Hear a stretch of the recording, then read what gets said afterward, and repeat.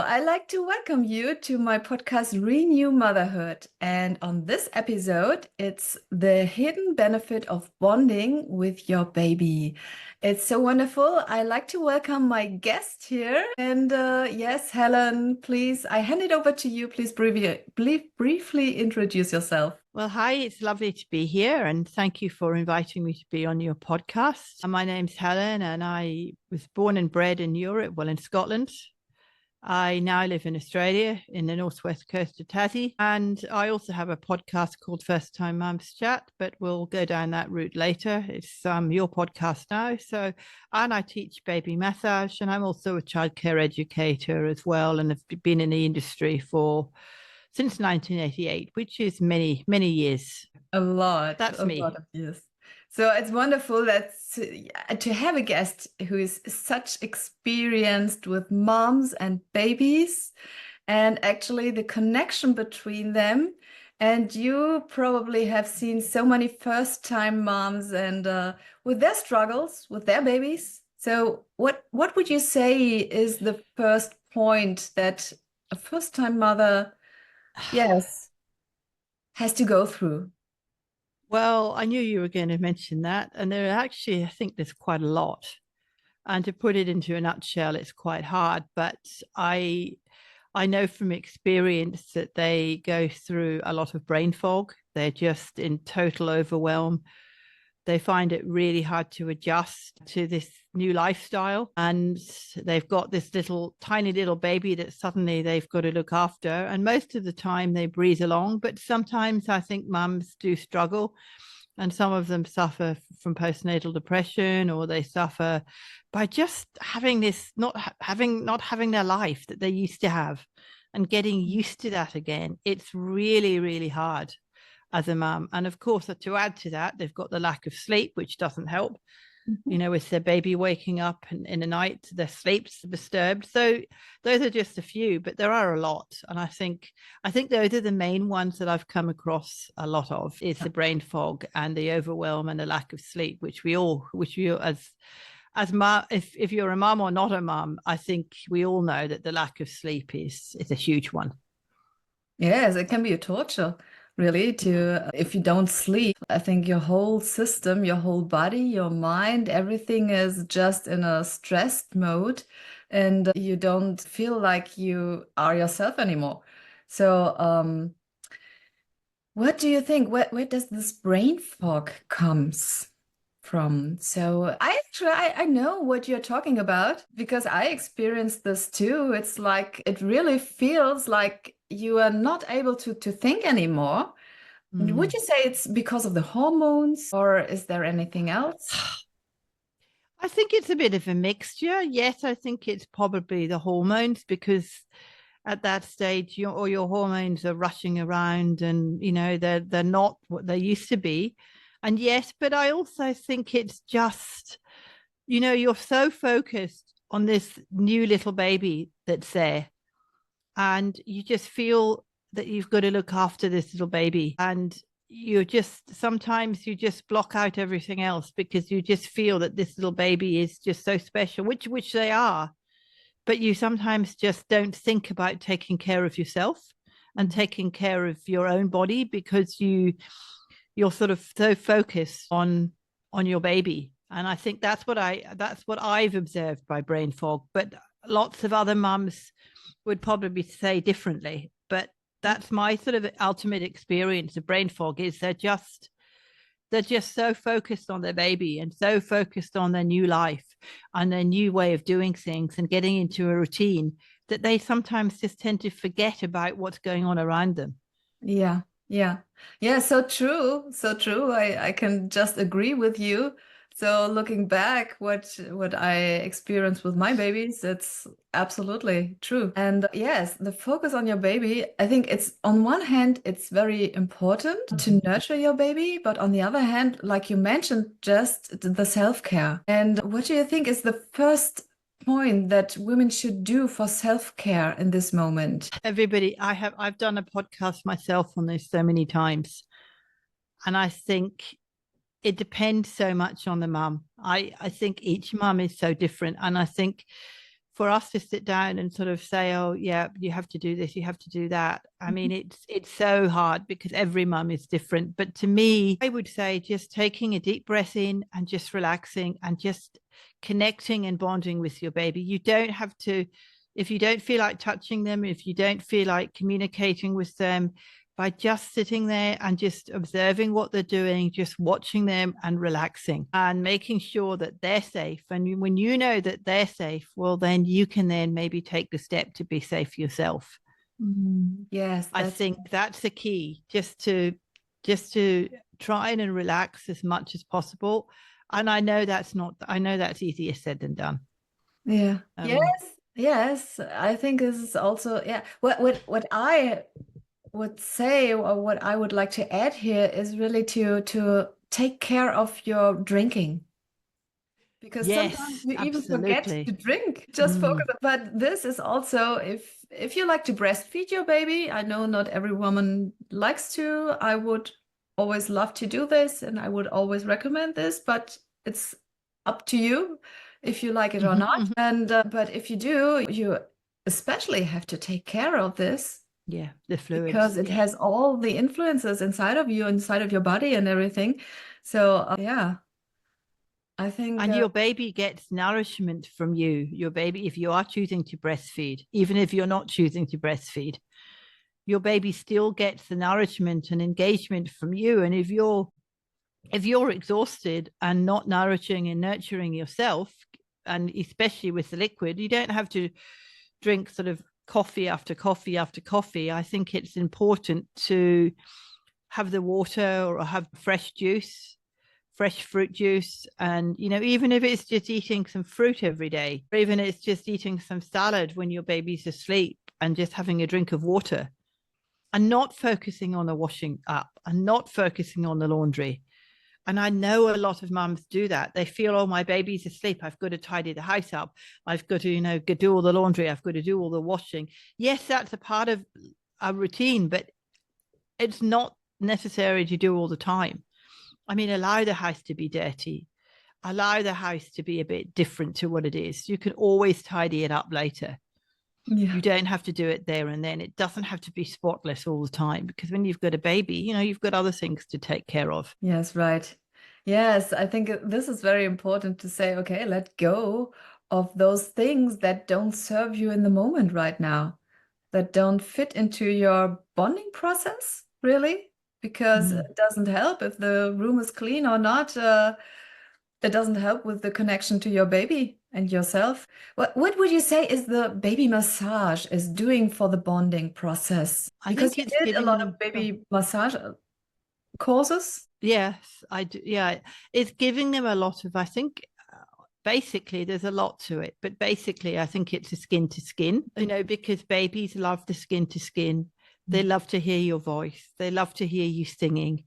They love to hear you communicating with them. It's funny you say that because today I was doing some childcare work. So I now sort of work on one-on-ones with some different families. And I was actually looking after this 10-month-old baby.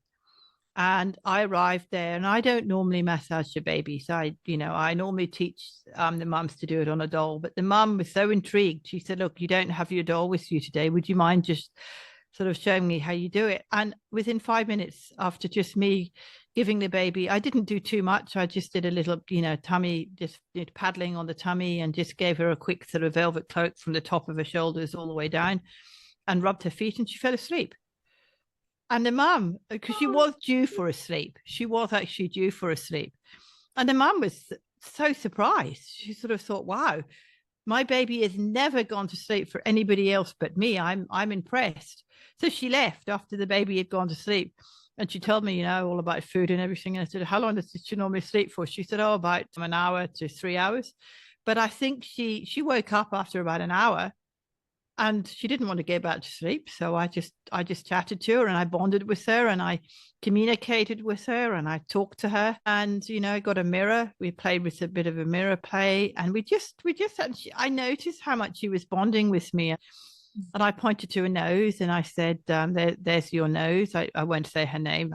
I said, there's Joe's nose. It wasn't, it's not Joe, but there's your nose. That where, this is your nose. Where's my nose? And she pointed to my nose. She pointed to her nose, not to mine. But she's only 10 months, and she just was great. She kept looking at me all the time, and then she started crying a little bit. So I just started talking to her, and I sang some songs with her and sort of held her hands and did open shut them with her. She loved it. It was great. And that to me is what the bonding process is. It doesn't have to be massage, but I think it's, just doing that, singing and interacting with your kids, I think, Yes. especially at that young age, because they're like sponges.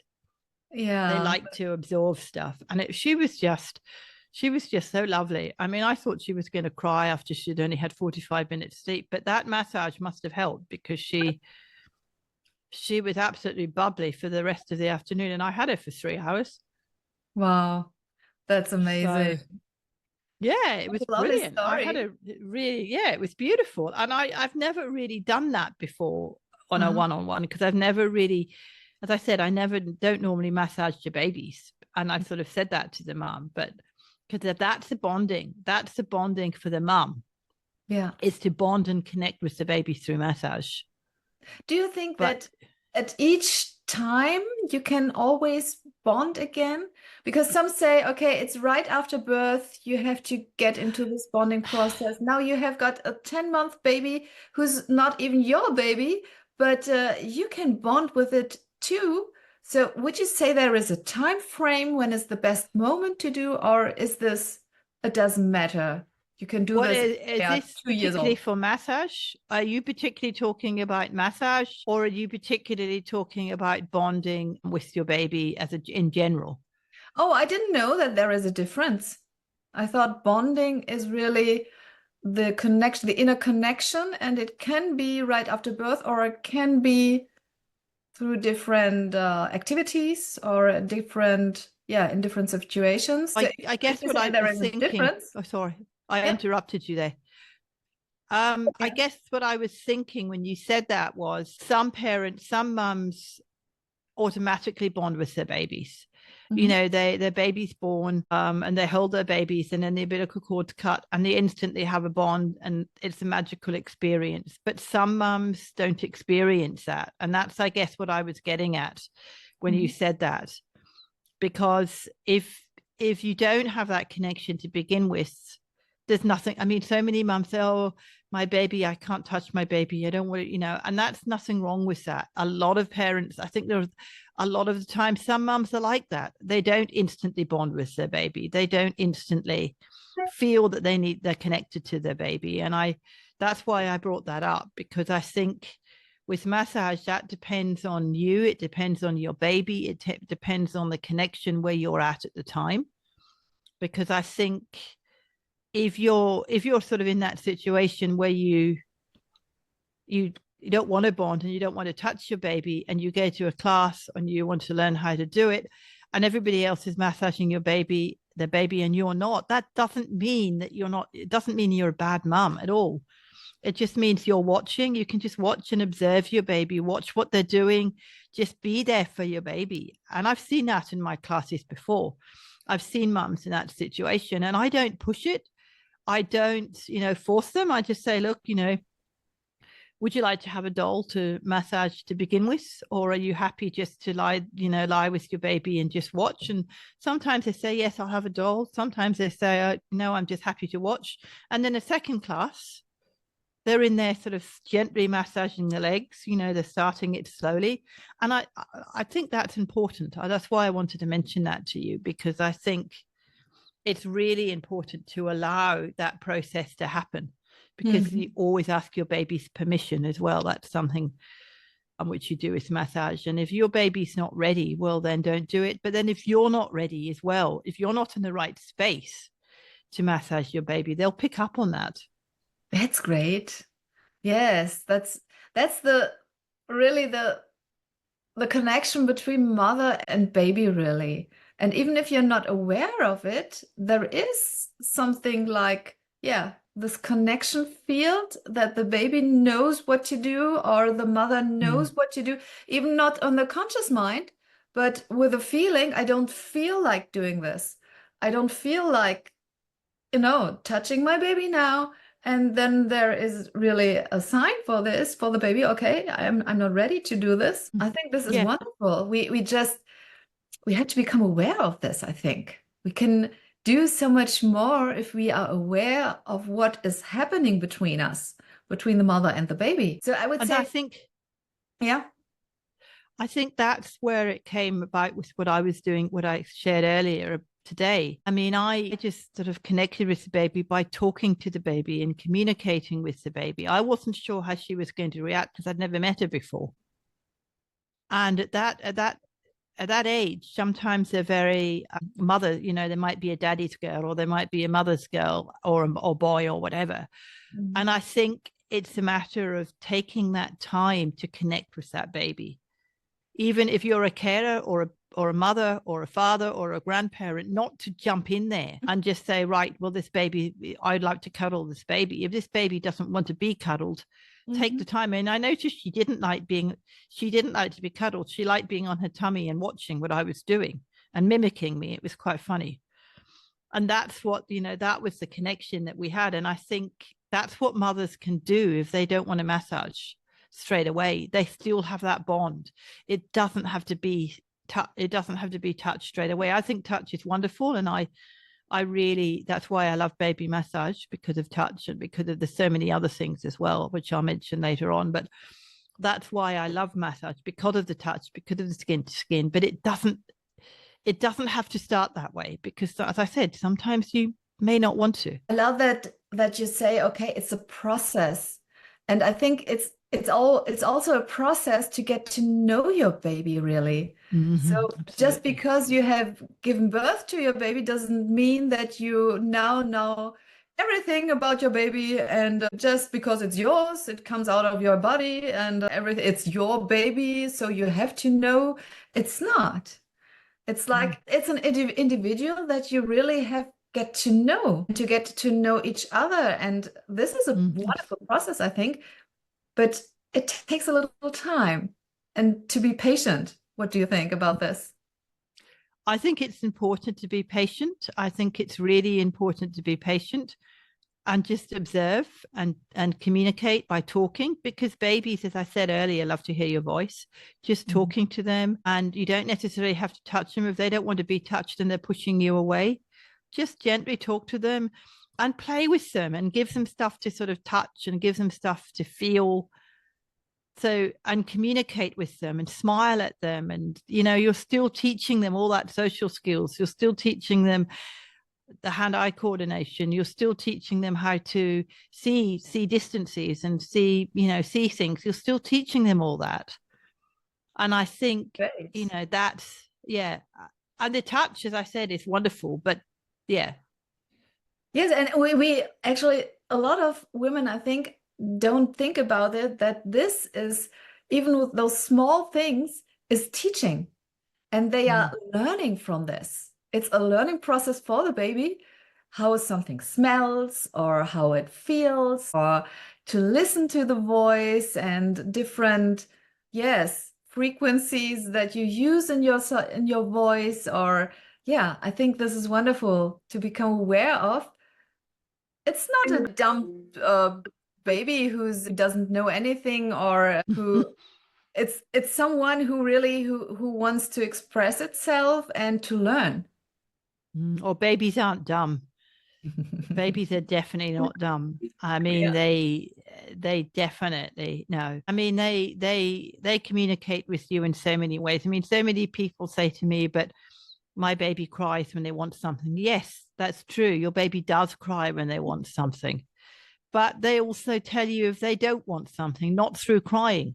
They can push you away, or they'll turn their head away from you, or they'll look at you and then sort of turn their head thinking, no, I don't want to do that. Or if they want you to touch them, they'll push their hands towards you Yeah. and say, yes, please, I'd love a touch, or I'd love to be touched, or they'll put your little feet towards your hand.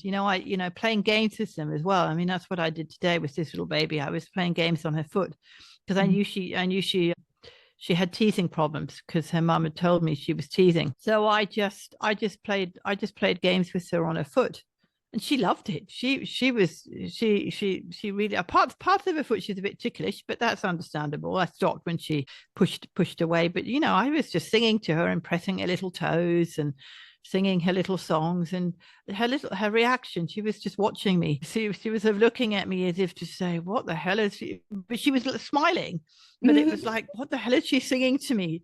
And I was singing a different sort of decibels. I was going up and down and making it fun. And then I started sticking my tongue out at her and said, where's your tongue? And she stuck her tongue out at me, which was so sweet. But that was my way of communicating with her, and it was fun. And mothers can do the same. I mean, if I was teaching a massage class, I probably wouldn't have done it on the baby, which I don't normally do. And that's something I want to stress. I don't normally do it on the baby. I just did it with her because I knew she was enjoying it. It was fun. Would you say there is a mistake you can do regarding the relationship between the mother and the baby? Have you experienced anything what you say, oh, I would recommend to not do this? Is there anything that you can think of? I think from the massage perspective, if you're massaging on the tummy, always go in a clockwise direction, not an anti-clockwise direction, because if you go in a clockwise direction, you're going in the way that bowel moves. So you're releasing all the stress and all the gunk in the bowel. If they've got constipation, you're getting all that out. And if you go in an anti-clockwise direction, you're just pushing it back, so you're not doing anything. But as a educator's point of view, I don't know, because every mum is so different. I mean, and you intuitively know, as a mother, you intuitively know what to do with your child. You intuitively know whether it's right or wrong. And I don't want to categorically say, that a mother is doing something wrong, because they're not. Every mother is different, and every mother does things in a completely different way. So I think that's a hard question from an educator's point of view. But the massage point of views, I can come up with quite a few, but the one I just mentioned. But the educator side is a bit different, because you're not educating the mother. The mother knows what she wants to do. Yeah. I mean, all you're doing is guiding the mother and suggesting to the mother that she can try this and she can try the massage. And most of the time I hear positive reports that it works. But, sometimes the baby or the mother, they're not doing it wrong. They're just not in the right space. If that makes sense to what you asked. Yes, absolutely. Absolutely. Thank you. So actually, what I can hear now is it's the best to step into your intuition as a mother. So you can serve your baby best, and you can be, in the right position, in the right path, on the right path with your baby, if you just follow your own intuition. Yeah, and follow your babies too. Yeah. Yeah. I mean, follow each other's cues, not just your cues, but follow each other's cues. I mean, that's why I mentioned at the beginning that you always ask your baby's permission. And so many people say to me, but how can you ask your baby's permission? I think I've sort of covered that in what I've been saying to you, by watching what they're doing. And they'll tell you if they don't want to be touched. They'll push your hands away, or they'll roll over and sort of look the other way. I mean, there are umpteen ways of doing that. And I think that's the connection.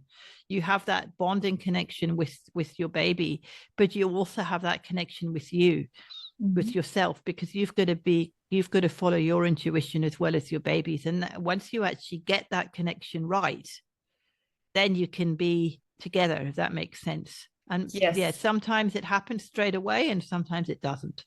Yeah, wonderful. Oh, I love this. This is a wonderful advice, or a wonderful point of view to talk about, I think, because it opens up so many fields for all the mothers to step into motherhood and to embrace it. Well, actually, I can Mm. agree with this. I always observed my babies, and so I got to know them very well, and I could feel what they feel, and I could see, okay, you need now this a little more, or now that a little more, and just to be aware of where the needs are, really, to please Yeah. them very, very quickly, so they don't have to cry a lot of time. So it's just to say, okay, that's it. And Yeah. And actually, the other, crying is not a bad thing for a no, baby. It's crying just is good. an expression of I need something, right? Yeah. They Yes, can't that's talk, right. so Or they can talk through crying. yeah, yeah, right. I mean, I've heard of people. I've actually did a podcast on this ages ago. There's a language that you can learn from your baby if they're the way they cry. I mean, there's a different sound if they're hungry.